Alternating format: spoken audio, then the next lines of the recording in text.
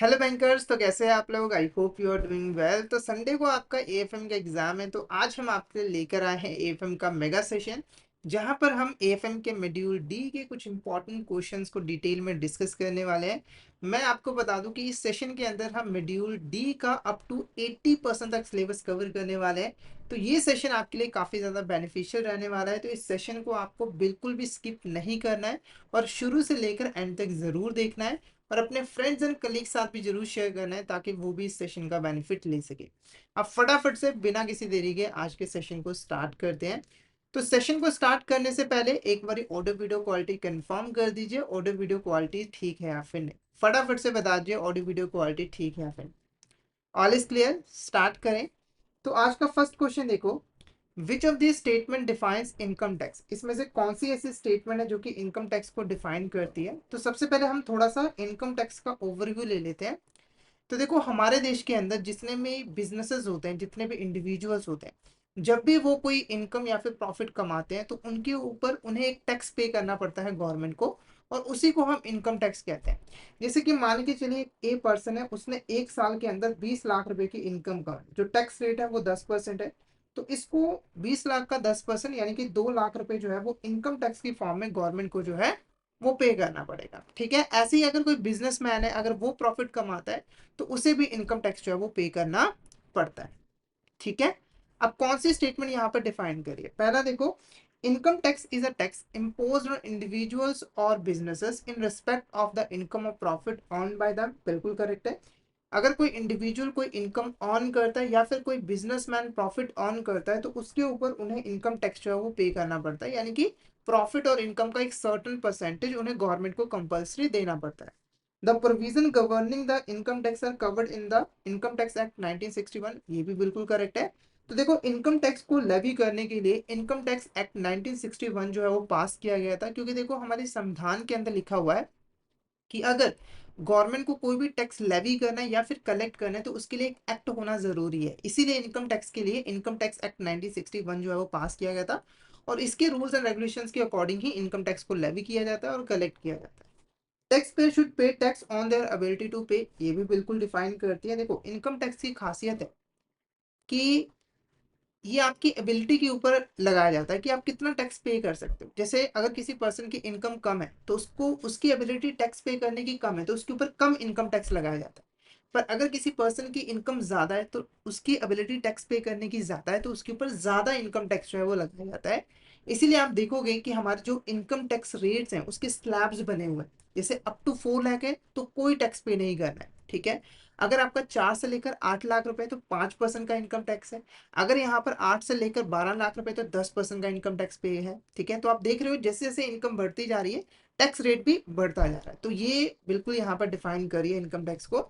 उसके बाद income tax is levied by state government and collected by central government of India in India. तो ये गलत है, ये डिफाइन नहीं करी, क्योंकि देखो इनकम टैक्स को लेवी भी सेंट्रल गवर्नमेंट करती है और कलेक्ट भी सेंट्रल गवर्नमेंट करती है। स्टेट गवर्नमेंट का कोई भी रोल जो है वो नहीं होता है। तो पहली तीन स्टेटमेंट यहाँ पर जो है वो डिफाइन करती है, तो ऑप्शन डी आपका करेक्ट आंसर जो है वो रहेगा। तो यहाँ पर आपको इनकम टैक्स का मीनिंग अच्छे तरीके से क्लियर हो गया होगा। इनकम टैक्स एक ऐसा टैक्स है जो कि लोगों की इनकम के ऊपर लगाया जाता है। ठीक है, और हमारे देश के अंदर इनकम टैक्स को सेंट्रल गवर्नमेंट लगाती है और उसको कलेक्ट भी करती है। ठीक है, नेक्स्ट क्वेश्चन की बात करते हैं। According to section 2 of income tax act, which of the following qualifies as an assessee. तो अगर हम यहाँ पर इनकम टैक्स एक्ट के सेक्शन 2 की बात करें तो कौन कौन से पर्सन हैं जो कि एसएससी माने जाते हैं, एसएससी के लिए क्वालिफाई करते हैं। सबसे पहले अगर हम इन जनरल बात करें एसएससी का क्या मतलब होता है, देखो अगर हम इन जनरल बात करें सिंपली, एक ऐसा पर्सन जिसकी इनकम को असेस किया जा रहा है इनकम टैक्स एक्ट के अंदर ताकि उसके ऊपर इनकम टैक्स लगाया जा सके, वो आपका एसएससी होता है। जैसे मान के चलिए एक ए पर्सन है, ठीक है, उसने एक साल के अंदर 20 लाख रुपए की इनकम कमाई। ठीक है, तो गवर्नमेंट इसकी इनकम को असेस करिए ताकि इसके ऊपर वो इनकम टैक्स लगा सके और कलेक्ट कर सके। तो ये जो ए पर्सन है वो आपका एसएससी जो है वो कहलाएगा। पर एक्ट के अंदर एक ब्रॉडर जो है वो डेफिनेशन दी गई है, वो क्या है। पहला देखो, a person by whom any tax और sum of money payable under the act. बिल्कुल करेक्ट है। देखो, अगर कोई भी पर्सन है जिसे इनकम टैक्स पे करना है या फिर कोई और फीस पे करनी है, तो वो आपका एसएससी की कैटेगरी में आएगा। उसके बाद a person in respect of whom any proceeding for the assessment of income और लॉस हैज बीन टेकन, ये भी बिल्कुल करेक्ट है। देखो अगर मान के चलिए ए पर्सन, ठीक है, उसकी इनकम कितनी है वो हमें पता नहीं है, पर हम इसकी इनकम को सिर्फ असेस करें, इन्वेस्टिगेट करें कि इसने कितनी इनकम जो है वो कमाई है, तो ये भी आपका एसएससी ही माना जाएगा। चाहे इसे बाद में टैक्स पे करना हो ना करना हो वो मायने नहीं रखता, अगर इसके ऊपर कोई भी प्रोसीडिंग चल रही है, कोई भी असेसमेंट की जा रही है इसकी इनकम की, तो ये ऑटोमेटिकली एसएससी की कैटेगरी में आ जाएगा। उसके बाद a person accessible in respect of income और लॉस ऑफ अनदर पर्सन, बिल्कुल करेक्ट है। अगर एक पर्सन की इनकम की असेसमेंट की जा रही है किसी दूसरे पर्सन की इनकम को जानने के लिए, जैसे अगर मान के चलिए यहाँ पर हस्बैंड वाइफ है, ठीक है, तो अगर यहाँ पर वाइफ की इनकम को जानने के लिए हस्बैंड की इनकम को असेस किया जा रहा है, तो इस केस में देखो चाहे हम वाइफ की इनकम को जानना चाहते हैं पर हस्बैंड भी आपका एसएससी की कैटेगरी में आ जाएगा, ठीक है, तो ये भी एसएससी के अंदर आएगा। उसके बाद every person deem to be an assessee under any provision of the act, बिल्कुल करेक्ट है। अगर एक्ट के अंदर किसी भी पर्सन को एसएससी मान लिया गया तो हम उसको एसएससी ही मानेंगे, ठीक है, उसमें कोई भी दो राय जो है वो नहीं होगी। तो ऑप्शन डी आपका यहाँ पे करेक्ट आंसर जो है वो रहेगा। नेक्स्ट क्वेश्चन की बात करते हैं, what is the previous year in the context of income tax. तो अगर हम इनकम टैक्स की बात करें तो प्रीवियस ईयर का क्या मतलब होता है। देखो अगर मैं नॉर्मली आपसे पूछूं प्रीवियस ईयर का मतलब, आप कहोगे पिछला साल, जैसे ये आपका 2025 चल रहा है तो प्रीवियस ईयर कौन सा था, 2024 का। अगला साल कौन है, 2026 का। पर इनकम टैक्स के अंदर ऐसा नहीं होता है। इनकम टैक्स के अंदर जो डेफिनेशन है वो थोड़ी सी डिफरेंट है। इनकम टैक्स के अंदर प्रीवियस ईयर का मतलब होता है वो साल जिसके अंदर इनकम को ऑन किया जाता है। नॉर्मली इंडिया के अंदर क्या होता है, गवर्नमेंट आपको कहती है कि आप पहले पैसा कमा लो फिर उसके बाद हमें टैक्स पे कर देना। जैसे ए पर्सन है, ठीक है, तो इसने क्या किया 2024 और 25 में इनकम कमाई, और गवर्नमेंट ने बोला कि आपने 2024-25 में इनकम कमाई है, तो अगले साल यानी कि 2025 और 26 का जो फाइनेंशियल ईयर है उसमें आप हमें टैक्स जो है वो पे कर देना, ठीक है। तो ए पर्सन ने जो इनकम कमाई है वो इस फाइनेंशियल ईयर के अंदर कमाई है, और ये जो साल है ये आपका प्रीवियस ईयर जो है वो कहलाएगा। और ये जो साल है जिसके अंदर इनकम को असेस किया जा रहा है वो आपका असेसमेंट ईयर जो है वो कहलाता है, ठीक है। तो ऑप्शन ए कह रहा है financial year in which income is on, बिल्कुल करेक्ट है, ये आपका प्रीवियस ईयर है। Financial year in which income is assess, तो ये आपका असेसमेंट ईयर होगा। Calendar year before the current year, तो ये गलत है। The year in which the income tax return is filed, ये भी गलत है। तो ऑप्शन ए आपका यहाँ पर करेक्ट आंसर जो है वो रहेगा। नेक्स्ट क्वेश्चन की बात करते हैं, if income is earned between April 1 2023 and March 31 2024 which of the following will be assessment year. अगर किसी पर्सन ने इनकम कमाई है इस साल के अंदर यानी कि 2023-24 के अंदर, तो उसका असेसमेंट ईयर जो है वो क्या रहेगा, 2023-24 नहीं, ये तो आपका प्रीवियस ईयर होगा। 2024-25 बिल्कुल हाँ, ये आपका असेसमेंट ईयर जो है वो रहेगा, ठीक है।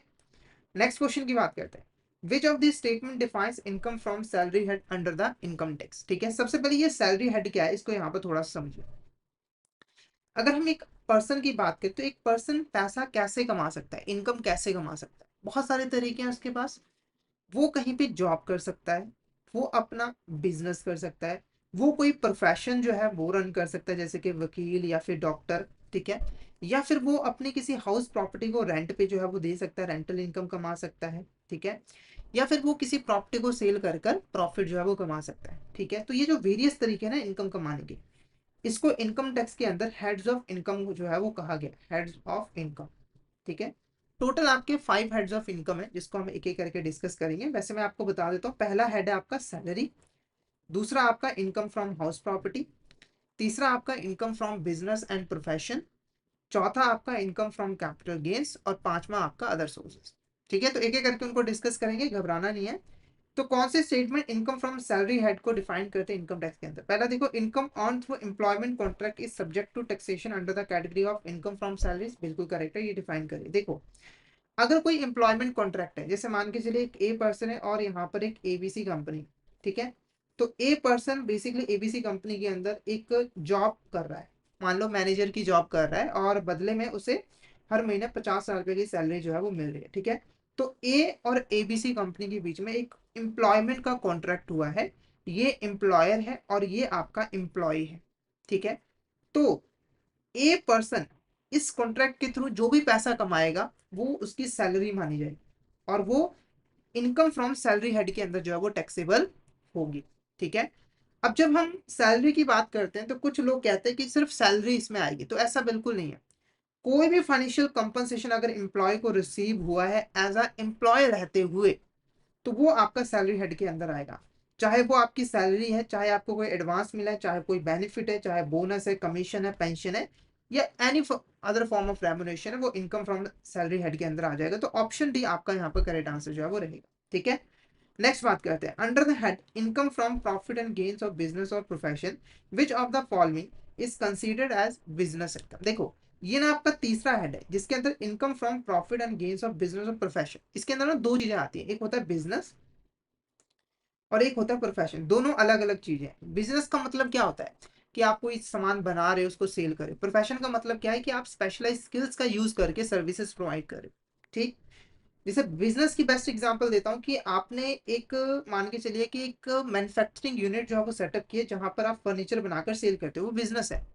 प्रोफेशन की बेस्ट एग्जांपल दो तो आपने डॉक्टरी की जो डिग्री है वो ले लिया, आप डॉक्टर बन चुके हो, तो वो आपका प्रोफेशन के अंदर आ जाता है। तो इसमें से कौन सी ऐसी इनकम है जो कि बिजनेस इनकम मानी जाएगी, जो आप बिजनेस कैटेगरी के अंदर आएगी। पहला, fees earn from legal services, तो ये प्रोफेशनल इनकम है।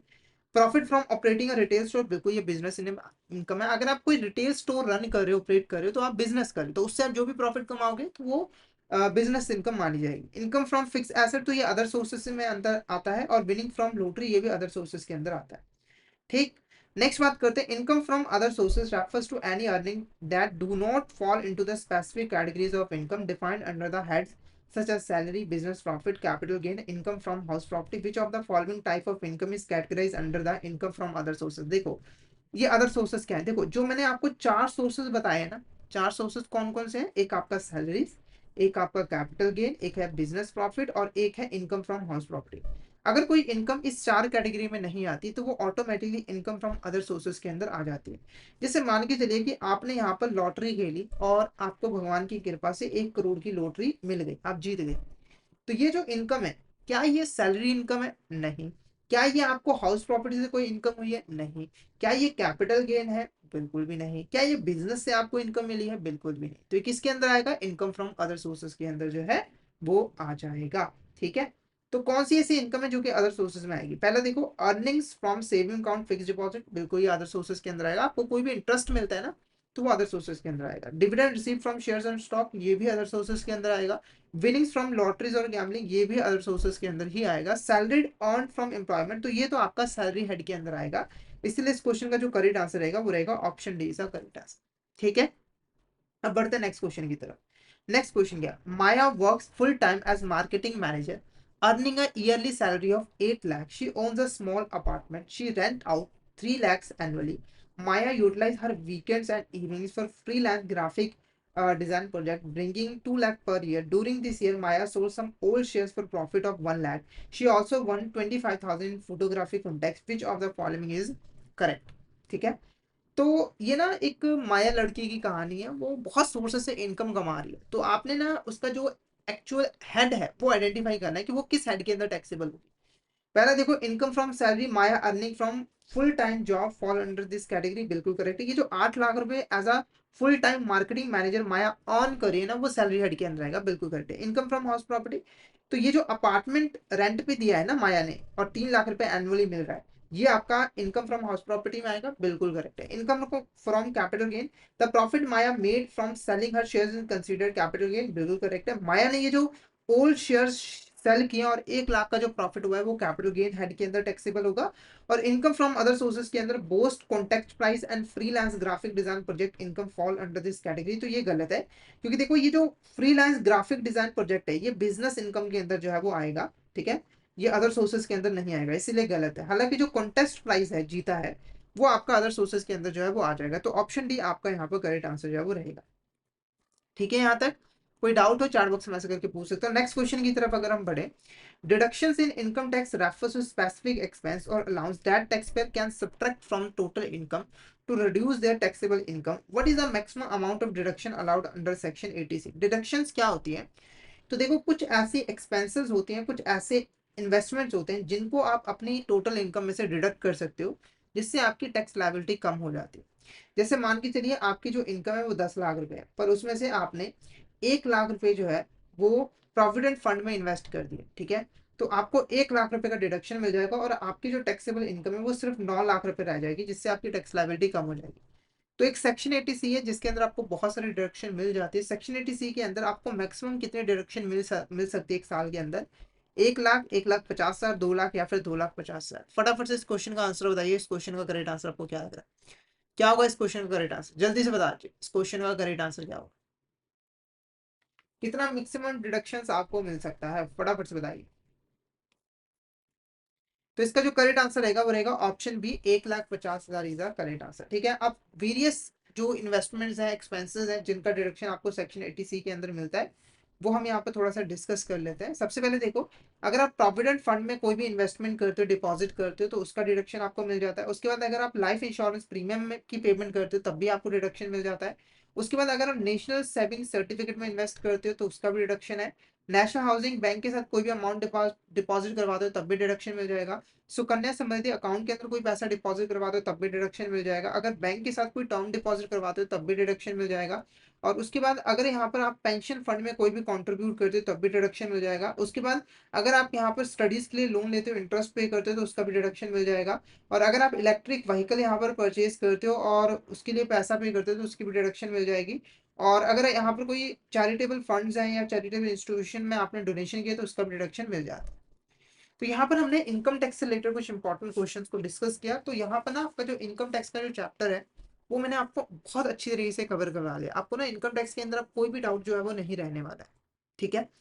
तो फिर भी अगर आपका डाउट रहता है तो आप पूछ सकते हो, इसमें कोई बड़ी बात नहीं है, डाउट रह जाते हैं, ठीक है।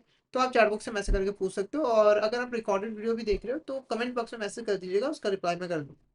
फिर आता है केस स्टडी ऑन जीएसटी। अब यहाँ पर दूसरा हमारा टैक्स, क्योंकि देखो मॉड्यूल डी के अंदर ना दो मेन चीजें हैं, एक है आपका टैक्सेशन और एक है आपका कॉस्टिंग, ठीक है, कॉस्टिंग। तो मैंने दोनों को ही कवर किया है। तो पहले हम टैक्सेशन को कवर करेंगे, काफी इंपॉर्टेंट है। तो पहले हम जीएसटी का थोड़ा सा यहाँ पर मतलब समझे। तो जीएसटी नया ही है, ज्यादा पुराना जो है वो नहीं है, 2017 के अंदर ही वो आया है, ठीक है। तो जीएसटी क्या है? देखो, जीएसटी ना एक इनडायरेक्ट टैक्स है जो कि गुड्स और सर्विसेज की सप्लाई के ऊपर लगाया जाता है। यानी कि जब भी गुड्स और सर्विसेज की सप्लाई की जाती है तो उसके ऊपर जीएसटी टैक्स जो है वो लगाया जाता है, ठीक है। अब जीएसटी क्या है, एक इंपॉर्टेंट फीचर क्या है कि जीएसटी को सेंट्रल गवर्नमेंट और जो स्टेट गवर्नमेंट है दोनों ही यहाँ पर जो है वो लेवी करते हैं और उनसे उनको अच्छा पैसा जो है वो मिल जाता है, ठीक है। स्वैंकी शर्ट्स एक क्लोथिंग मैन्युफैक्चरर है जो कि पंजाब के अंदर ऑपरेट करता है, और वो अपनी शर्ट्स डायरेक्टली कंज्यूमर को भी सेल करता है और अदर बिजनेसेस को भी सेल करता है। स्वैंकी शर्ट्स की जो एनुअल टर्नओवर है वो 18 लाख रुपए, ठीक है। तो अब आप केस स्टडी समझ चुके हैं, आपको इसके बेसिस पे क्वेश्चंस के आंसर जो है वो करने हैं, ठीक है। फर्स्ट क्वेश्चन देखो, Swanky shirts gives samples worth 10,000 for 5,000 to a fashion blogger for reviews. Does this transaction qualify as a supply under GST? तो देखो हुआ क्या है कि जो स्वैंकी शर्ट्स है उसने 10,000 की जो शर्ट्स है वो 5,000 रुपए में, यानी कि 5,000 का डिस्काउंट देते हुए फैशन ब्लॉगर को दे दिया ताकि वो उसका अच्छा रिव्यू जो है वो कर सके। तो क्या ये ट्रांजेक्शन सप्लाई के अंदर आती है? पहला कह रहा है कि हाँ ये सप्लाई के अंदर आती है, दूसरा कहता है नहीं ये सप्लाई के अंदर नहीं आती है। ये कह रहा है कि शर्ट्स की वैल्यू कितनी है उसके ऊपर डिपेंड करता है, या फिर जो नंबर ऑफ शर्ट डिस्ट्रीब्यूट की गए उसके ऊपर डिपेंड करता है। तो पहले आप मुझे बताइए कि ये सप्लाई के अंडर आएगी या फिर नहीं आएगी, फटाफट से बताइए। तो इसका जो करेक्ट आंसर रहेगा वो रहेगा option A is a correct answer. देखो, चाहे शर्ट्स को डिस्काउंट प्राइस पे सेल किया गया है पर सेल तो किया गया है ना, और सेल आपका सप्लाई के अंदर जो है वो आता है। क्योंकि देखो सप्लाई का जो स्कोप है ना वो बहुत बड़ा है। सप्लाई के अंदर सेल भी आ जाता है, बार्टर भी आ जाता है, एक्सचेंज भी आ जाता है, लीज भी आ जाता है, और बहुत सारी चीजें जो है वो आ जाती है। तो ये आपका टैक्सेबल होगा, और क्योंकि ये सप्लाई मानी जाती है। उसके बाद देखो, Swanky Shirts annual turnover is 18 lakh, are they required to register for GST? Swanky Shirts का जो एनुअल टर्नओवर है वो 18 लाख रुपए है। क्या उन्हें जीएसटी के अंदर रजिस्टर होना पड़ेगा कंपल्सरी या फिर नहीं? पहला देखो, yes they are required to register for GST. दूसरा कह रहा है no, they are not required to register for GST. उसके बाद it depends on state they operate in, या फिर it depends on the profit margin. तो फटाफट से बताइए कि जो स्वैंकी शर्ट्स है अगर उनकी जो एनुअल टर्नओवर है वो 18 लाख रुपए है तो क्या उन्हें जीएसटी के अंदर रजिस्टर होना पड़ेगा? तो इसका जो करेक्ट आंसर रहेगा वो रहेगा ऑप्शन बी, नो। क्यों? क्योंकि देखो, अगर कोई बिजनेस जो है वो गुड्स में डील करता है तो अगर उसकी जो एनुअल टर्नओवर है वो 40 लाख रुपए से एक्सीड कर जाएगी, तभी उसको जीएसटी के अंदर कंपल्सरी रजिस्ट्रेशन करवानी पड़ेगी, अदरवाइज नहीं। जो आपका स्वेंकी शर्ट्स है वो गुड्स में डील करता है, तो उसकी जो एनुअल टर्नओवर है वो 18 लाख है, जो कि 40 लाख से कम है, तो उसे रजिस्ट्रेशन करवाने की जरूरत नहीं है। उसके बाद अगर कोई बिजनेस सर्विसेज प्रोवाइड करता है तो वहां पर ये थ्रेश लिमिट है वो 20 लाख रुपीज की है।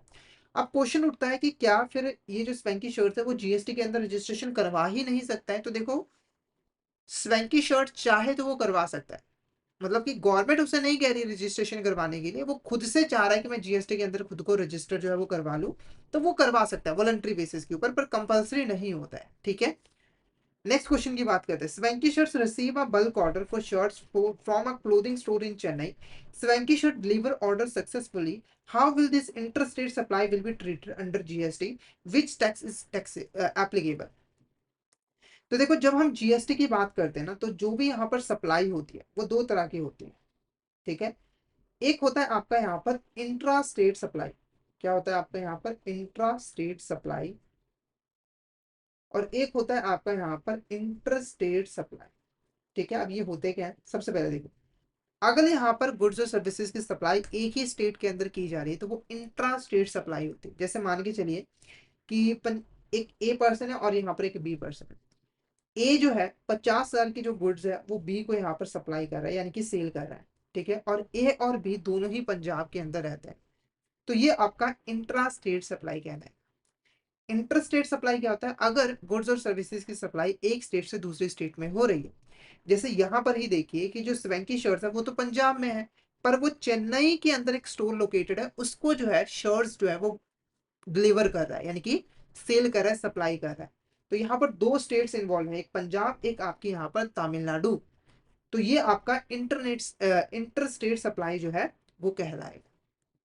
ठीक है, अब क्वेश्चन होता है कि कौन सा टैक्स लेवी होगा। तो देखो, सबसे पहले अगर आपका इंटर स्टेट सप्लाई होता है जो कि यहाँ पर है, तो उसके ऊपर लगता है आईजीएसटी। आईजीएसटी की फुल फॉर्म है integrated goods and service tax.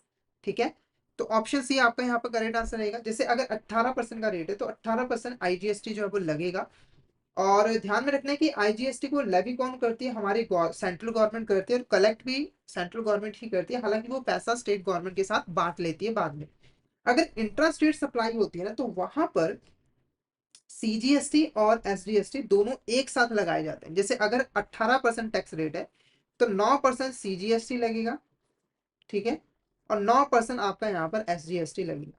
CGST central goods and service tax, इसको सेंट्रल गवर्नमेंट लेवी करती है। SGST state goods and service tax, इसको स्टेट गवर्नमेंट जो है वो लेवी करती है। ठीक है, और सीजीएसटी का पैसा सेंट्रल गवर्नमेंट के पास जाता है, एसजीएसटी का पैसा स्टेट गवर्नमेंट के पास आता है। इसके अलावा ना आपका एक यूटीजीएसटी भी होता है, union territory goods and service tax. तो अगर सप्लाई जो है वो एक यूनियन टेरिटरी के अंदर हो रही है, जैसे दिल्ली के अंदर हो रही है, तो वहां पर एसजीएसटी की जगह पे यूटीजीएसटी जो है वो लगाया जाता है। ठीक है, नेक्स्ट क्वेश्चन की बात करते हैं। At the end of quarter Swanky shirts has paid total input taxes 20 lakhs, total output tax liabilities 25 lakhs, how will they determine their final GST liability for the quarter? ठीक है, इस question का answer करने से पहले ना मैं आपको एक इंपॉर्टेंट फीचर जीएसटी का जो है इनपुट टैक्स क्रेडिट, उसके बारे में थोड़ा सा समझाना चाहता हूँ। ये इनपुट टैक्स क्रेडिट क्या होता है? देखो, जब हम एक बिजनेस के पॉइंट ऑफ व्यू से बात करते हैं तो बिजनेस क्या करता है? सबसे पहले वो रॉ मटेरियल खरीदता है।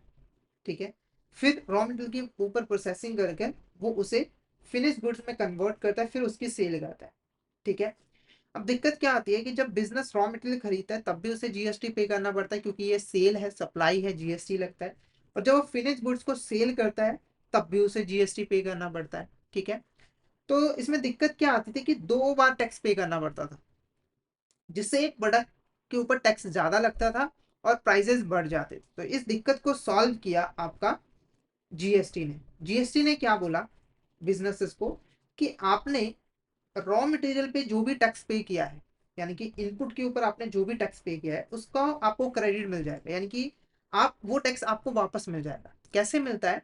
तो मान के चलिए कि बिजनेस ने इनपुट टैक्स पे किया 5 लाख रुपए का रॉ मटेरियल के ऊपर, और आउटपुट के ऊपर उसे 10 लाख रुपए का टैक्स पे करना है, तो वो क्या होगा, जो बिजनेस है वो 5 लाख रुपए का क्रेडिट ले लेगा, यानी कि 10 लाख में से 5 लाख रुपए डिडक्ट करेगा, और 5 लाख का ही गवर्नमेंट को जो है वो टैक्स पे कर देगा, क्योंकि ऑलरेडी उसने 5 लाख रुपए का टैक्स जो है वो पे किया हुआ है। और इस फीचर को हम इनपुट टैक्स क्रेडिट जो है वो मिलते हैं, यानी कि बिजनेस ने इनपुट के ऊपर जो भी टैक्स पे किया होता है वो उसे वापस एक तरीके से मिल जाता है, जिससे टैक्स बर्डन कम होता है। ठीक है, तो सेम चीज यहाँ पर एप्लीकेबल हो रही है, सेम चीज यहाँ पर एप्लीकेबल जो है वो हो रही है। तो मान के चलिए कि जो आपका स्वैंकी शर्ट्स है उसने वॉलंटरी बेसिस के ऊपर जीएसटी के अंदर खुद को रजिस्टर करवा लिया, क्योंकि इनपुट टैक्स क्रेडिट अगर लेना है तो जीएसटी के अंदर रजिस्ट्रेशन करवानी जरूरी है। बिना रजिस्ट्रेशन के ना तो आप जीएसटी लेवी कर सकते हो, ना ही कलेक्ट कर सकते हो, और ना ही आप इनपुट टैक्स क्रेडिट जो है वो ले सकते हो। ठीक है, तो मान लो उसने रजिस्टर करवा लिया, तो 20 लाख रुपए अगर उसने इनपुट टैक्स पे पहले ही पे कर दिया, 25 लाख रुपए उसका टोटल आउटपुट टैक्स लायबिलिटी बन रहा है, तो उसे 20 लाख रुपए वापस मिल जाएंगे, यानी कि अब उसे सिर्फ 5 लाख रुपए ही गवर्नमेंट को पे करना है। तो ऑप्शन ए आपका करेक्ट आंसर देगा। नेक्स्ट क्वेश्चन की बात करते हैं।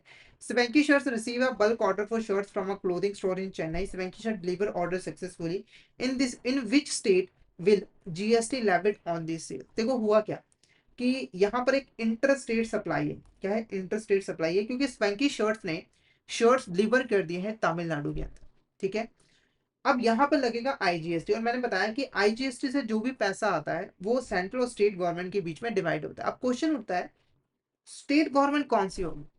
तमिलनाडु होगी या फिर पंजाब होगी? जैसे पंजाब कहेगी कि हमने गुड्स डिलीवर किए हैं तो हमें टैक्स का पैसा मिलना चाहिए, तमिलनाडु कहेगा कि हमारे स्टेट के अंदर गुड्स कंज्यूम हुए तो पैसा हमें मिलना चाहिए। ठीक है, तो ये आपस में लड़ रहे हैं, तो इस दिक्कत को पहले ही सॉल्व कर दिया गया, क्योंकि जो आपका जीएसटी है ना वो एक डेस्टिनेशन और कंजम्पशन बेस्ड टैक्स है। इसका मतलब है कि गुड्स की जो फाइनल डेस्टिनेशन होगी, जहां पर गुड्स जाकर फाइनली कंज्यूम होगी, उसी के ऊपर वहीं पे जीएसटी लगेगा। तो गुड्स चाहे यहाँ पर पंजाब से डिलीवर की गई है, पर पहुंची कहाँ पे है? तमिलनाडु के अंदर पहुंची है, तो तमिलनाडु गवर्नमेंट ही उसके ऊपर टैक्स जो है वो लगा सकती है, क्योंकि फाइनली गुड्स वहीं पर जो है वो कंज्यूम हुई। ठीक है, तो कहां पे टैक्स लगेगा? The state where Swanky Shirts is located, या फिर the state where the clothing store is located, या फिर both the states where the Swanky Shirts and clothing store are located, या फिर GST is not applicable inter state supply. फटाफट से इस question का आंसर बताइए। इस क्वेश्चन का करेक्ट आंसर आपको क्या लग रहा है? क्या होगा इस क्वेश्चन का करेक्ट आंसर? तो इस क्वेश्चन का जो करेक्ट आंसर है वो है option B is the correct answer. The state where the clothing store is located, वहीं पर जो है वो टैक्स जो है वो लेवी होगा। क्लियर है आपको यहाँ तक? कोई भी डाउट है तो आप चैट बॉक्स में मैसेज करके पूछ सकते हो। फटाफट से बता दीजिए कि आपको यहाँ तक क्लियर है या फिर नहीं। अब बढ़ते हैं नेक्स्ट क्वेश्चन की तरफ। ABC Metal Works, an unregistered supplier, small scale metal fabrication workshop, supplied specialized alloy steel to XYZ Enterprise, a registered manufacturing company, for the production of automotive components. How this transaction taxable under the GST? देखो, अगर हम एक normal transaction की बात करें, जैसे मान के चलिए कि एक ए पर्सन है और यहाँ पर बी पर्सन है, तो ए पर्सन ने 50,000 की जो गुड्स हैं वो यहाँ पर सेल की हैं बी को, और इसके ऊपर जीएसटी लगेगा। नॉर्मल केस के अंदर जो सप्लायर होता है, यानी कि जो सेलर होता है, उसकी रिस्पॉन्सिबिलिटी बनती है कि वो बायर से टैक्स को कलेक्ट करे और यहाँ पर गवर्नमेंट को पे करे, गवर्नमेंट को पे करे। ठीक है, पर अगर कोई सप्लायर जो है वो अनरजिस्टर्ड सप्लायर है तो वहां पर दिक्कत आ जाती है, क्योंकि अनरजिस्टर्ड का मतलब है कि गवर्नमेंट के पास उसका कोई रिकॉर्ड नहीं, तो वो गवर्नमेंट तो उसके ऊपर टैक्स लगा ही नहीं सकती है। तो वहां पर क्या होता है, वहां पर रिवर्स चार्ज मैकेनिज्म का यूज किया जाता है। उसके अंदर क्या होता है कि जो बायर होता है ना, वो बेसिकली गवर्नमेंट को टैक्स जो है वो पे करता है, जीएसटी जो है वो पे करता है, क्योंकि बायर तो रजिस्टर्ड है। जैसे यहाँ पर भी देखिए आप क्या है कि जो एबीसी मेटल वर्क्स है वो सप्लायर है, पर वो एक अनरजिस्टर्ड सप्लायर है। पर ये जो XYZ एंटरप्राइज है वो बायर है, पर वो रजिस्टर्ड मैन्युफैक्चरिंग कंपनी है। तो रिवर्स चार्ज मैकेनिज्म के अंदर जो XYZ कंपनी है वो यहाँ पर गवर्नमेंट को जीएसटी टैक्स जो है वो पे करेगी। ठीक है, अब ऑप्शन देख लेते हैं। ABC metalwork unregistered supply charges GST to XYZ enterprise registered recipient on the supply of alloyed stream, ये गलत है। XYZ enterprise registered recipient pay GST under the reverse charge mechanism for the supply of alloyed steel from the ABC metalwork unregistered supplier. तो option B आपका यहाँ पर correct answer जो है वो रहेगा। Option B is the correct answer. तीसरी option भी देख लीजिए। The transaction is exempt from GST as it involve supply from unregistered supplier. तो ऑप्शन बी आपका यहाँ पर करेक्ट आंसर जो है वो रहेगा। नेक्स्ट क्वेश्चन की बात करते हैं। XYZ Enterprise issues the invoice to local automobile dealership for the supply of finished automotive parts on July 28, 2024. The delivery is completed on August 3rd, 2024. Payment is made on August 5th, 2024. When does the liability to pay GST arise? देखो यहाँ पर ना 3 dates है। Invoice issue किया गया 28 जुलाई को, delivery complete हुई है 3 अगस्त को और पेमेंट जो मिली है वो 5 अगस्त को मिली। अब क्वेश्चन उठता है कि जीएसटी को पे करने की जो लाइबिलिटी है कंपनी की वो कब अराइज हुई थी, 28 तारीख को, 3 तारीख को या फिर 5 तारीख को। तो यहाँ पर देखो ये जो 3 इवेंट्स है ना, इनवॉइस को इशू करना, डिलीवरी कंप्लीट होना और पेमेंट मिलना, इसमें से जो भी इवेंट पहले हो जाता है, जैसे यहाँ पर जो इनवॉइस इशू करने का जो इवेंट है वो पहले हो गया 28 जुलाई को, तो इसी दिन जीएसटी को पे करने की लायबिलिटी जो है वो अराइज होती है। तो इस क्वेश्चन के अंदर ऑप्शन ए आपका करेक्ट आंसर रहेगा, यानी कि 28 जुलाई को जीएसटी को पे करने की लायबिलिटी अराइज जो है वो हो जाती है। नेक्स्ट बात करते हैं, how has the implementation of GST affected XYZ banks registration process. तो XYZ बैंक के रजिस्ट्रेशन प्रोसेस को जीएसटी ने कैसे अफेक्ट किया है। तो देखो, पहले बैंकों को जब रजिस्ट्रेशन करवानी होती थी तो उन्हें सेंट्रलाइज रजिस्ट्रेशन करवानी होती थी, यानी कि वो एक सेंटर का ही बस रजिस्ट्रेशन जो है वो करवा लेते थे और आराम से बाकी स्टेट्स में भी ऑपरेट करते थे। पर जैसे ही जीएसटी आया तो ये बेसिकली क्या है, स्टेट स्पेसिफिक रजिस्ट्रेशन, यानी कि बैंक को क्या करना होता है, वो जिस भी स्टेट में ऑपरेट करती है वहां पर उसे रजिस्ट्रेशन जो है वो करवाना पड़ता है। यानी कि अगर वो पंजाब में ऑपरेट कर रही है तो अब उसे रजिस्ट्रेशन करवाना पड़ेगा पंजाब गवर्नमेंट के अंदर। अगर वो हरियाणा के अंदर जाते हैं तो वहां पर भी उसको रजिस्ट्रेशन जो है वो करवाना पड़ेगा। तो ऑप्शन भी आपका करेक्ट आंसर रहेगा, जो XYZ बैंक है उसको हर स्टेट के लिए सेपरेटली जो है वो रजिस्ट्रेशन करवानी कंपलसरी है, जिसकी वजह से जो कंप्लायंस कॉम्प्लेक्सिटीज है बैंक के लिए वो काफी ज्यादा बढ़ गई। तो ऑप्शन भी आपका करेक्ट आंसर रहेगा। नेक्स्ट क्वेश्चन की बात करते हैं, direct materials are the materials that are directly and visibly incorporated into the final product. They can be easily traced and allocated to specific product or projects. Which of the following is an example of direct materials? ठीक है, तो यहाँ पर ना हमारा जो cost वाला जो सेक्शन है वो यहाँ पर स्टार्ट जो है वो हो गया। देखो, जब भी हम किसी प्रोडक्ट को बनाते तो हमें मटेरियल की जरूरत पड़ती है। जैसे मान के चलिए आप यहाँ पर फर्नीचर बना रहे हो, लकड़ का फर्नीचर बना रहे हो, तो आपको मटेरियल की जरूरत है, जैसे कि आपको लकड़ी यानी कि वुड की यहाँ पर जो है वो जरूरत है। ठीक है, अभी जो मटेरियल होते हैं ना वो दो तरह के होते हैं, एक डायरेक्ट मटेरियल और एक होते हैं इनडायरेक्ट मटेरियल।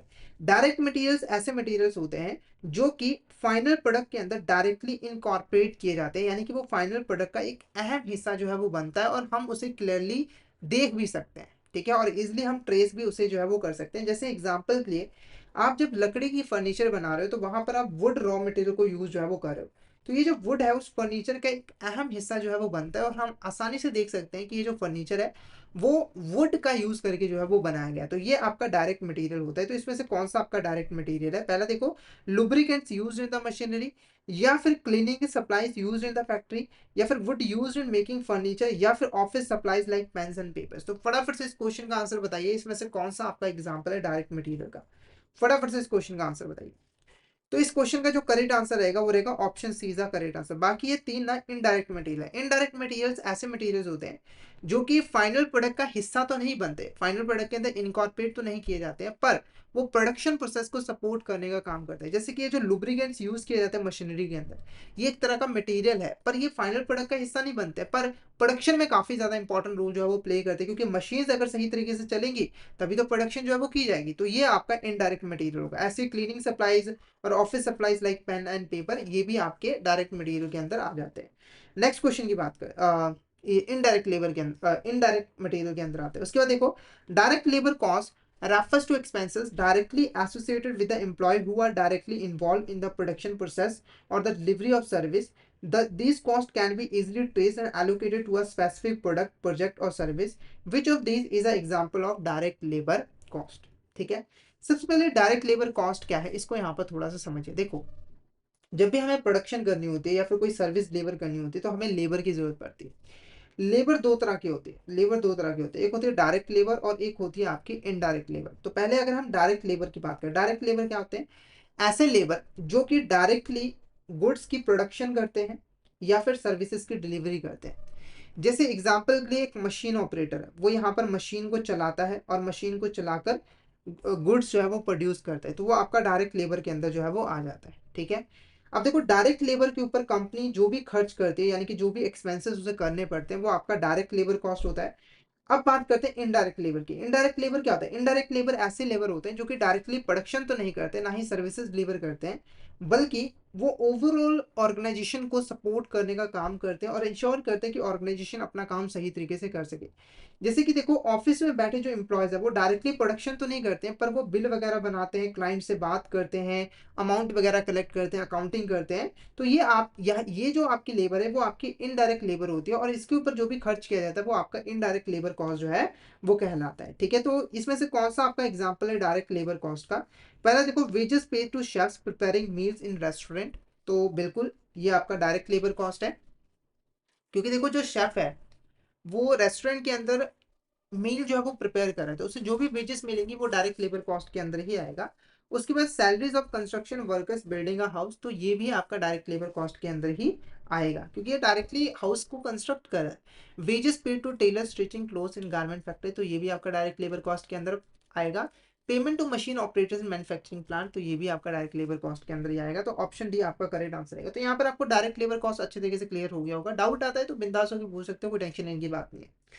उसके बाद देखो, indirect labour cost refers to expenses associated with employees who provide support to overall operations of an organisation but are not directly involved in production process and service delivery, which of the following best describe indirect labour cost? देखो, indirect labour cost का meaning मैंने आपको समझा दिया, वही same चीज लिखी हुई है कि वो एम्प्लॉयज जो कि डायरेक्टली प्रोडक्शन के अंदर तो इन्वॉल्व नहीं होते, पर वो ओवरऑल ऑपरेशन को सपोर्ट करने का काम करते हैं, तो उनको जो उनके ऊपर जो एक्सपेंसेस किए जाते हैं वो इनडायरेक्ट लेबर कॉस्ट के अंदर आ जाते हैं।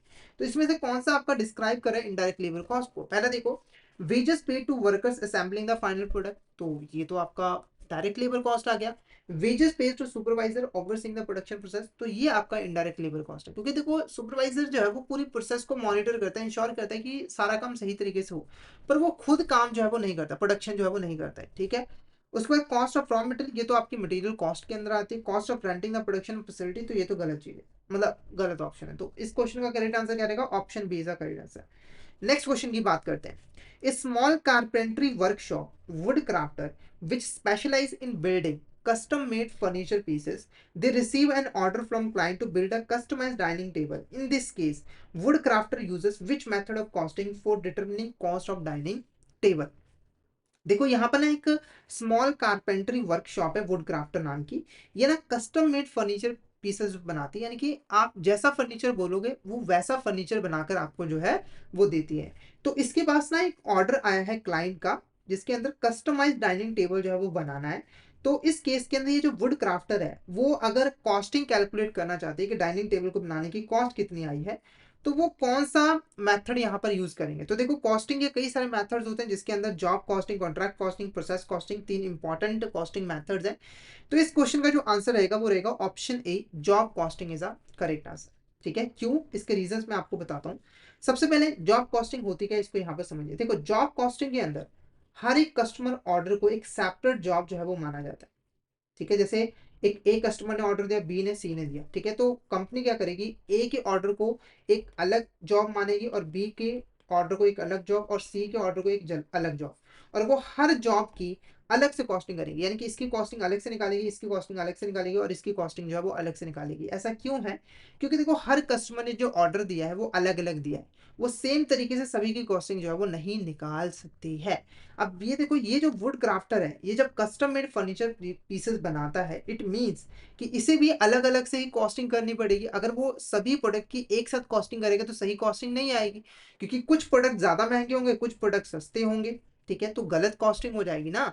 तो इसीलिए वो जॉब कॉस्टिंग का यूज जो है वो करते हैं। तो ऑप्शन ए आपका जॉब कॉस्टिंग जो है वो करेक्ट आंसर रहेगा। ठीक है, उसके बाद देखो ये जो कॉन्ट्रैक्ट कॉस्टिंग होता है ये जॉब कॉस्टिंग के जैसा ही होता है, बस कॉन्ट्रैक्ट कॉस्टिंग जो है वो लॉन्ग टर्म प्रोजेक्ट्स के लिए होता है। जैसे अगर कोई बड़ी बिल्डिंग बनानी है जिसको बनाने में 10 साल लगने वाला है, तो वहां पर कॉन्ट्रैक्ट कॉस्टिंग का यूज किया जाता है, पर ये होता सेम ही है। इसके अंदर भी हर एक कस्टमर के ऑर्डर को एक सेपरेट कॉन्ट्रैक्ट माना जाता है और उसकी अलग से कॉस्टिंग जो है वो की जाती है। नेक्स्ट क्वेश्चन की बात करते हैं, what is the difference between a job account and job cost sheet? तो आपका जो जॉब अकाउंट होता है और जॉब कॉस्ट शीट होता है उसके बीच में डिफरेंस क्या होता है? देखो ये दोनों ही जॉब जो जॉब कॉस्टिंग मेथड है ना आपका, उसके अंदर प्रिपेयर किए जाते हैं। ठीक है, इनके बीच में बेसिक डिफरेंस क्या होता है? पहला बोल रहा है कि जॉब अकाउंट जो है वो सभी तरह के इंफॉर्मेशन रिकॉर्ड करता है एक जॉब से रिलेटेड, और जॉब कॉस्ट शीट सिर्फ मॉनेटरी इंफॉर्मेशन को रिकॉर्ड करता है। या फिर जॉब जॉब अकाउंट होता है वो सिर्फ मॉनेटरी इंफॉर्मेशन को ही रिकॉर्ड करता है, कंटेन करता है, और जो जॉब कॉस्ट शीट है वो अदर इंफॉर्मेशन को भी रिकॉर्ड करता है। या फिर जॉब अकाउंट जो है वो डायरेक्ट मटेरियल के ऊपर फोकस करता है और जॉब कॉस्ट शीट जो है वो ओवरहेड कॉस्ट के ऊपर फोकस करता है। Job account and job cost sheet जो है वो सेम थिंग होते हैं। तो इसका जो करेक्ट आंसर रहेगा वो रहेगा option B is a correct answer. देखो, जॉब अकाउंट एक ऐसा अकाउंट होता है जिसके अंदर एक जॉब से रिलेटेड जितनी भी मॉनेटरी इंफॉर्मेशन है, जितना भी आपने कॉस्ट इनकर किया है उसको रिकॉर्ड किया जाता है।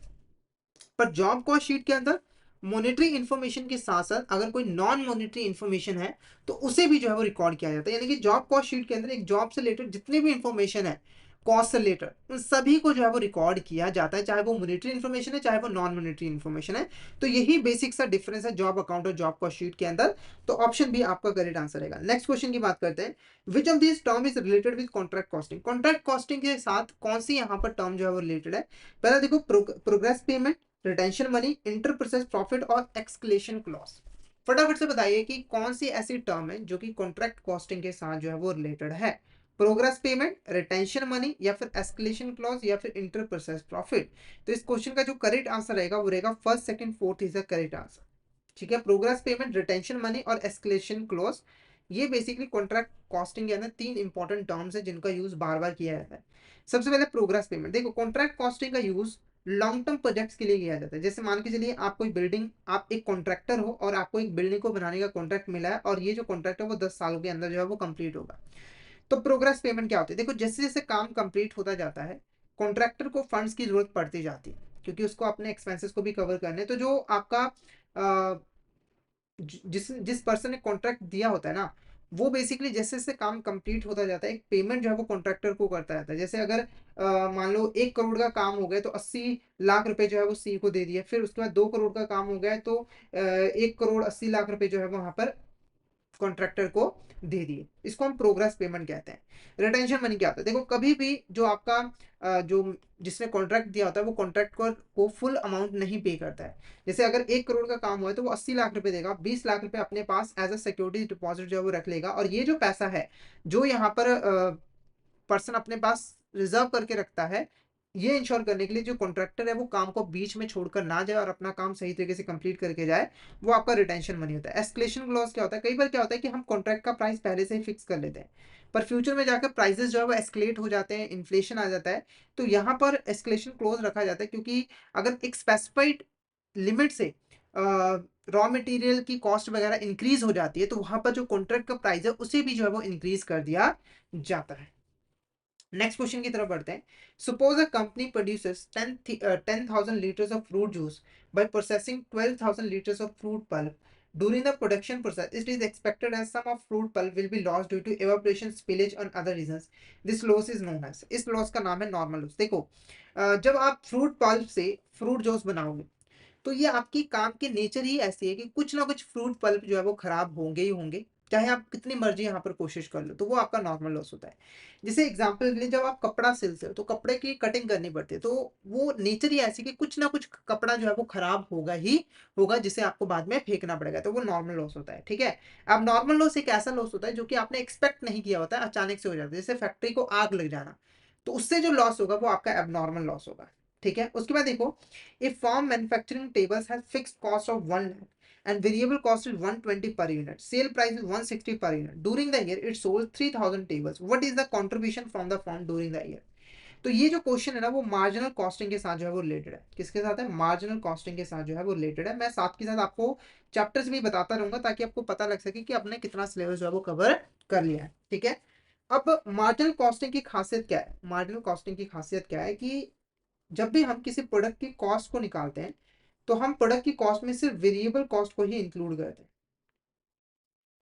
फिक्स्ड कॉस्ट को इंक्लूड नहीं करते। ठीक है, मार्जिनल कॉस्टिंग के अंदर प्रॉफिट कैसे निकाला जाता है, सबसे पहले मार्जिनल कॉस्टिंग के अंदर कंट्रीब्यूशन निकाला जाता है। कंट्रीब्यूशन कैसे निकलता है, तो देखो जो आपका सेल प्राइस पर यूनिट होता है उसमें से आपका जो वेरिएबल कॉस्ट पर यूनिट होता है वो आपको माइनस करना होता है। जैसे सेल प्राइस पर यूनिट 160 है और वेरिएबल प्राइस पर यूनिट 120 है, तो डिफरेंस आपका 40 रुपीज आ गया।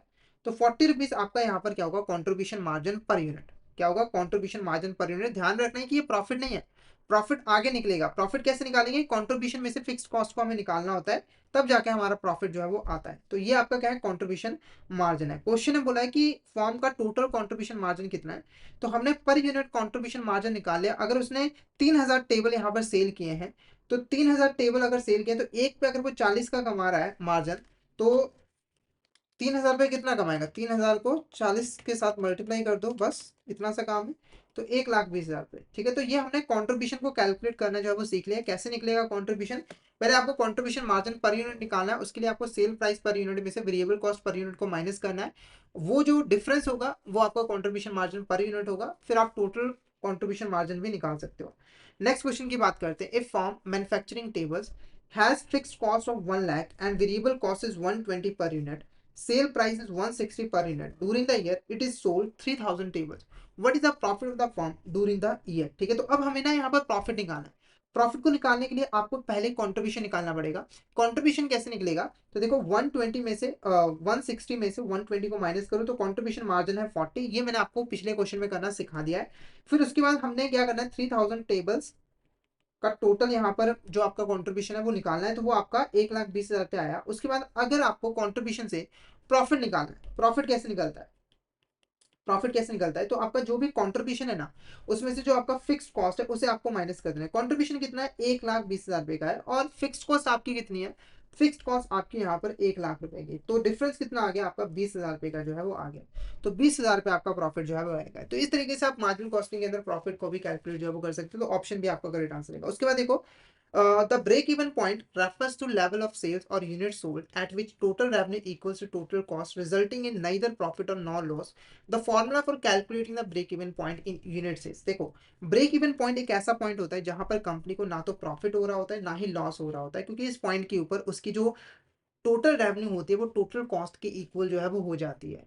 ब्रेक इवन पॉइंट को हम कैसे निकालते हैं, उसका फॉर्मूला क्या होता है, पहला देखो, break even point is equal to fixed cost divided by contribution margin per unit, या फिर break even point is equal to fixed cost divided by variable cost, या फिर break even point is equal to fixed cost plus variable cost, या फिर break even point is equal to selling price per unit divided by variable cost per unit. क्या लग रहा है आपको, correct answer क्या होगा, फटाफट से बताइए। तो इस क्वेश्चन का जो करेक्ट आंसर रहेगा वो रहेगा option is a correct answer. ठीक है, फिक्स्ड कॉस्ट को आपको कंट्रीब्यूशन मार्जिन पर यूनिट से डिवाइड करना है, तब आपका ब्रेक इवन पॉइंट आ जाएगा यूनिट्स के अंदर। यानी कि ये आपको बताएगा कि आपको अगर ब्रेक इवन पॉइंट अचीव करना है तो कितने यूनिट्स की आपको सेल जो है वो करनी पड़ेगी। तो यहाँ पर हम ब्रेक इवन पॉइंट कैलकुलेट भी करेंगे। तो एक एक्सवाइजेड मैन्युफैक्चरिंग है, वो यहाँ पर एक सिंगल प्रोडक्ट को बनाती है और उसको सेल करती है। सेलिंग प्राइस है 40 per unit, variable cost per unit is 20, fix cost company का जो है वो 1,00,000 रुपए। अब हमें break even point in units जो है वो निकालना है। ठीक है, सबसे पहले आपको कंट्रीब्यूशन मार्जिन पर यूनिट निकालना है, वो आपको निकालना आता है। तो आपका जो सेलिंग प्राइस है 40, उसमें से जो वेरिएबल कॉस्ट पर यूनिट 20 वो माइनस करो, तो आपका कंट्रीब्यूशन मार्जिन पर यूनिट आ गया 20। ठीक है, अब आपका जो है 1,00,000 रुपए जो आपका फिक्स कॉस्ट है उसको आपको डिवाइड करना है कंट्रीब्यूशन मार्जिन पर यूनिट के साथ, यानी कि 20 के साथ। तो अगर आप 1,00,000 रुपए को 20 से डिवाइड करते हो तो ये आपका 5,000 रुपए जो है वो आ जाएगा, 5,000 यूनिट्स आ जाएगा। तो ब्रेक इवन पॉइंट कितना है, 5,000 यूनिट, यानी कि 5,000 यूनिट्स की अगर आप सेल करोगे ना, तो आपको ना तो प्रॉफिट होगा ना ही सेल होगा। अब हमें ना इसको प्रैक्टिकली कंफर्म करते हैं कि क्या ऐसा सच में हो रहा है। तो मान के चलिए आप यहाँ पर 5,000 यूनिट्स की यहाँ पर सेल कर रहे हो, तो आपकी टोटल वैल्यू कितनी हुई है, 5,000 को 40 के साथ मल्टीप्लाई करो, तो आपने जो टोटल सेल्स किया, आपका जो टोटल रेवेन्यू हुआ है वो हुआ है आपका यहाँ पर 2,00,000 रुपए का। ठीक है, उसके बाद वेरिएबल कॉस्ट पर यूनिट देखो, 5,000 5,000 इंटू 20, तो ये आपका आ जाएगा 20, तो ये 1,00,000 रुपए। ठीक है, उसके बाद टोटल फिक्स कॉस्ट आपकी कितनी है, 1,00,000 रुपए। तो आप देख सकते हो कि टोटल रेवेन्यू 2,00,000 रुपए है, टोटल कॉस्ट भी 2,00,000 रुपए है। तो आपका यहाँ पर प्रॉफिट जीरो, लॉस जीरो। तो ये पॉइंट आपका ब्रेक इवन पॉइंट होगा। ठीक है, नेक्स्ट क्वेश्चन की बात करते हैं। Suppose you own a clothing manufacturing business, your fixed cost including rent, salaries, utilities amount 50,000 per month. The selling price of your clothing item is 50. The variable cost per unit including materials, labor is 30. Based on these figures, we can calculate the break-even point and the margin of safety. Suppose you are currently selling 3,500 units of clothing per month. तो आपको यहाँ पर क्या निकालना है, सबसे पहले आपको ब्रेक इवन पॉइंट निकालना है, फिर मार्जिन ऑफ सेफ्टी निकालना है। ठीक है, ब्रेक इवन पॉइंट मैंने आपको सिखाया हुआ है, वो कैसे निकलता है, फिक्स को divided by contribution margin per unit.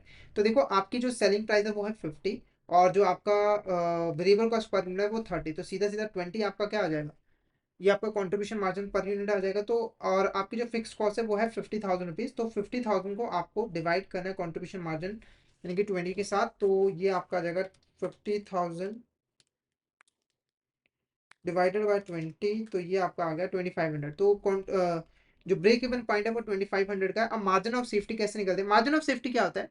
तो देखो, ब्रेक इवन पॉइंट से आप जितना ज्यादा सेल करते हैं, जैसे आपका ब्रेक इवन पॉइंट अगर 25 होगा है तो आप उससे जितना ज्यादा सेल करोगे, जैसे आपने 3000 का अगर यहाँ पे सेल किया है तो 500 यूनिट्स आपने ज्यादा सेल की, तो ये आपका मार्जिन ऑफ सेफ्टी। क्योंकि मार्जिन ऑफ सेफ्टी इसलिए कहा जाता है क्योंकि अगर आप 5000 से सेल कम भी करोगे, यानी कि 5000 यूनिट्स 500 यूनिट अगर आप कम भी सेल करोगे तब भी आपको लॉस जो है वो नहीं होगा, ये आपका मार्जिन ऑफ सेफ्टी जो है वो रहेगा।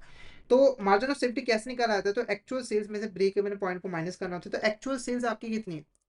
एक्चुअल सेल्स आपकी 3500 है, तो ये आपका सीधा सीधा 1000 यूनिट जो है वो आ जाएगा। 3500 में से जो आपकी एक्चुअल सेल्स है उसमें से ब्रेक इवन पॉइंट 2500 को माइनस करोगे तो ये आपका 1000 जो है वो आ जाएगा। कितना आ जाएगा आपका? 1000 जो है वो आ जाएगा।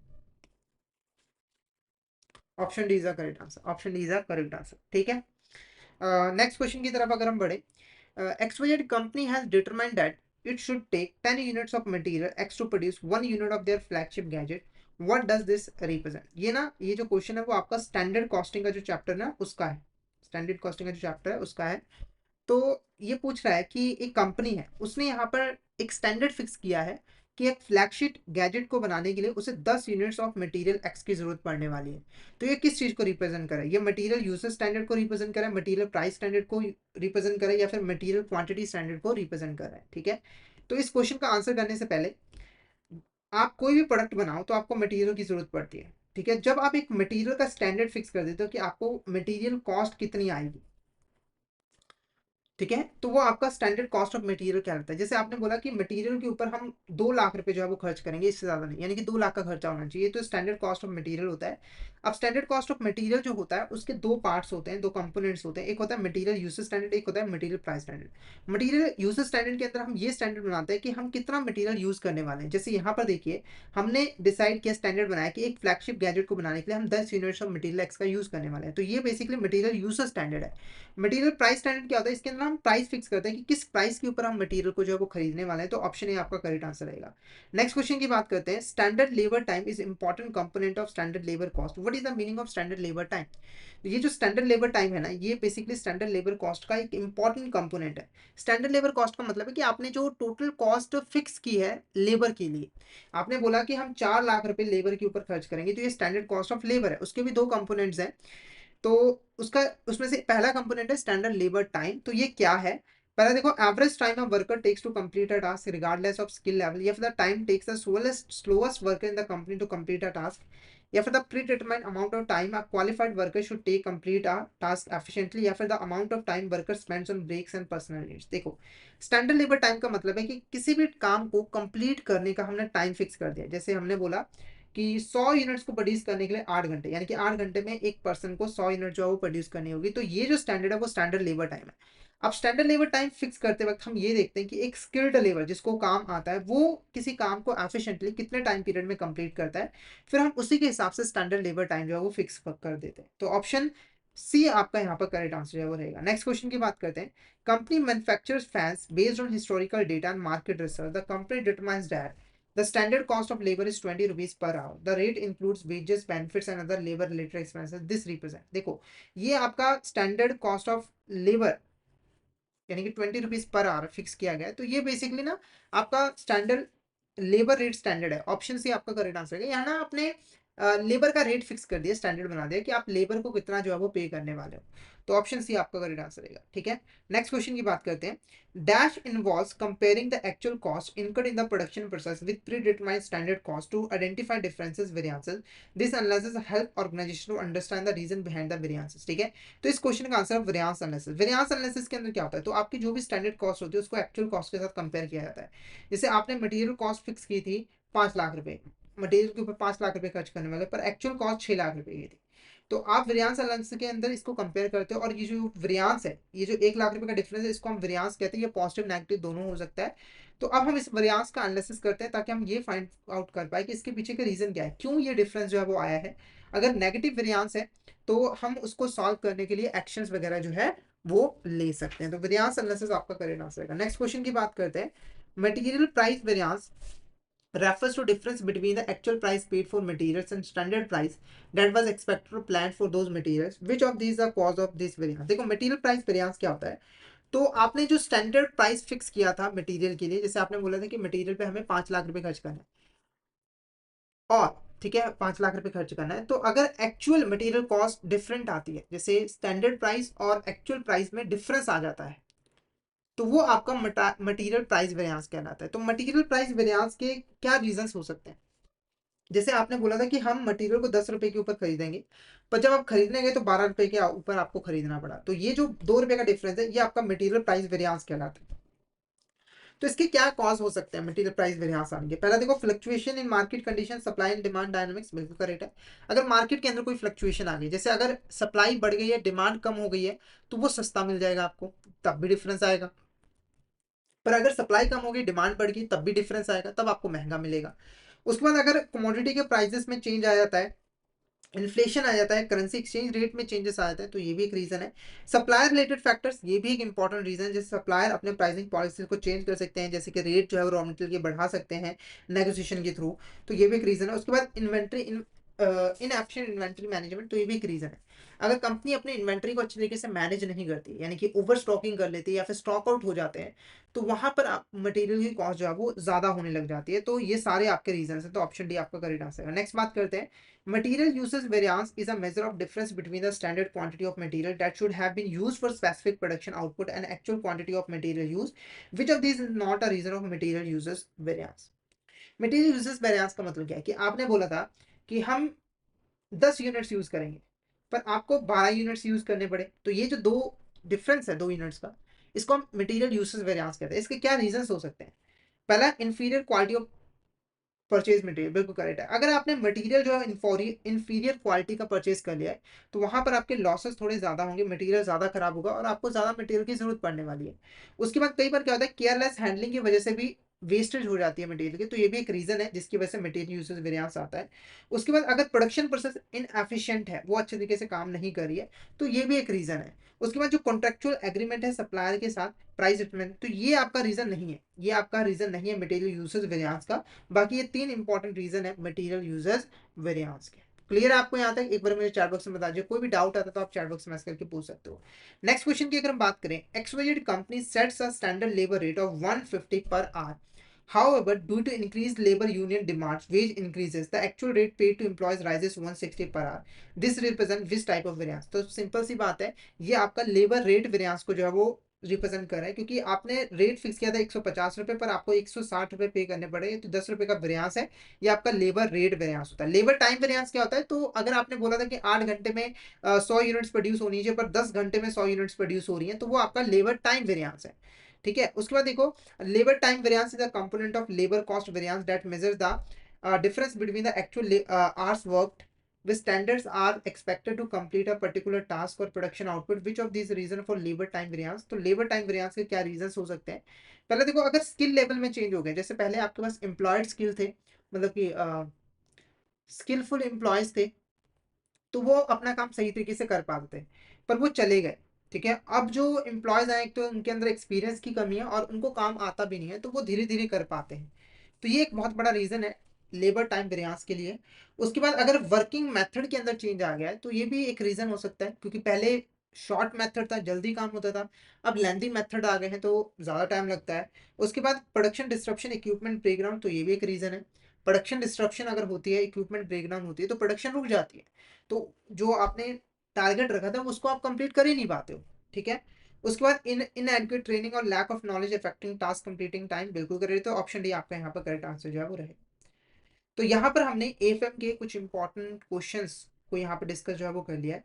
तो हमने मॉड्यूल डी के, ठीक है, हमने यहाँ पर मॉड्यूल डी के अप टू 80% तक जो सिलेबस है उसको यहाँ पर जो है वो कंप्लीट कर लिया है।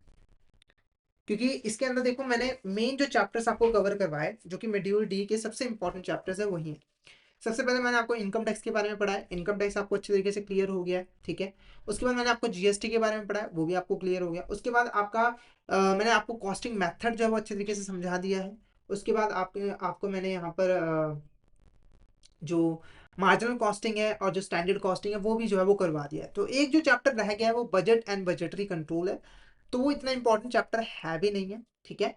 तो आई होप आपको यहाँ पर क्वेश्चन जो है वो क्लियर हो गए होंगे, क्योंकि मैंने आपको वादा किया था कि मैं आपको अप टू 80% तक का जो सिलेबस है वो कवर करूंगा ही करूंगा। तो मैंने वो आप वादा निभाया है। अब आपकी बारी है, अगर आपको सेशन अच्छा लगा हो, तो बेनिफिशियल लगा हो, तो सेशन को लाइक ज़रूर करना, शेयर ज़रूर करना, क्योंकि आपके लिए लाइक और शेयर बिल्कुल फ्री है, पर हमारे लिए बहुत मायने रखता है, बहुत मोटिवेशन इससे जो है वो मिलता है। और अगर एग्ज़ाम को क्लियर करने में ये सेशन आपकी थोड़ी सी भी मदद करता है, तो आपने कमेंट बॉक्स में मैसेज करके आके मैसेज ज़रूर करना है कि इसने आपकी कैसे जो है वो मदद की है। और एग्ज़ाम क्लियर होता है तो एग्ज़ाम के मार्क्स भी ज़रूर जो है वो आपने शेयर करना है, ठीक है। ये आपकी रिस्पॉन्सिबिलिटी है, मार्क्स ज़रूर जो है वो आकर शेयर करना है, अगर इस सेशन से आपको एग्जाम को क्लियर करने में कोई भी बेनिफिट जो है वो मिलता है तो, ठीक है। और ऐसे ही और सेशन जो है वो हम आपके लिए जो है वो लेकर आते रहेंगे। तो जब तक के लिए धन्यवाद, शुक्रिया। तो मिलते हैं नेक्स्ट क्लास के अंदर। Thank you so much everyone.